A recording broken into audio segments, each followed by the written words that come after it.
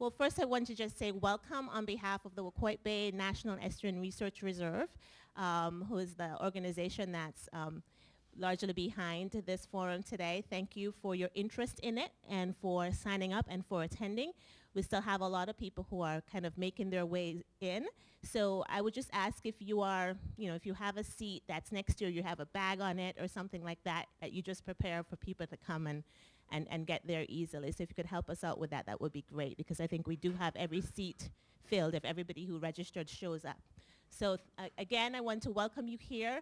I think that we didn't quite know what kind of interest we would get for this event, but it clearly shows that there's strong interest in this topic, and that we had to, unfortunately, turn some people away who couldn't make it today because the room was full. But it says that I think this topic and this issue is on the forefront of a lot of people's minds, and so that we're glad that we can bring some science-based information around it today that will be able to inform people about the state of the science concerning this issue, as well as what are the policy, management, regulatory, legal implications of it. And I'm sure we'll probably leave with a lot more questions that we have answers, but we hope that the information that we share today will be useful to you in your work, in your decision-making roles, in your daily lives, and that also you will have some fodder to go away and do some planning or thinking or coordinating or collaborating around. So that's our objective for today. I did want to announce that in your packets you have in front of you, I think, pretty much a handout that lays out what the agenda will be for the morning and afternoon sessions.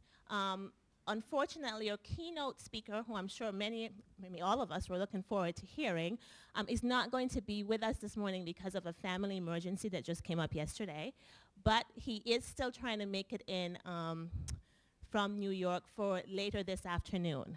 So those of you who are planning to skip out at lunch, you probably want to still stay around to hear him. He's definitely trying to really make that. So I applaud him for still making the effort to come despite whatever else is going on. And he still plans to be here, but he will not be given that keynote address as our first speaker. So we do have to do some shuffling on the agenda.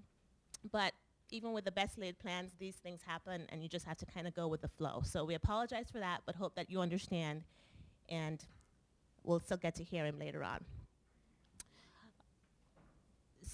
And the other change that we had to make to the agenda, what you have in your packets will not reflect these changes because it was a last-minute change.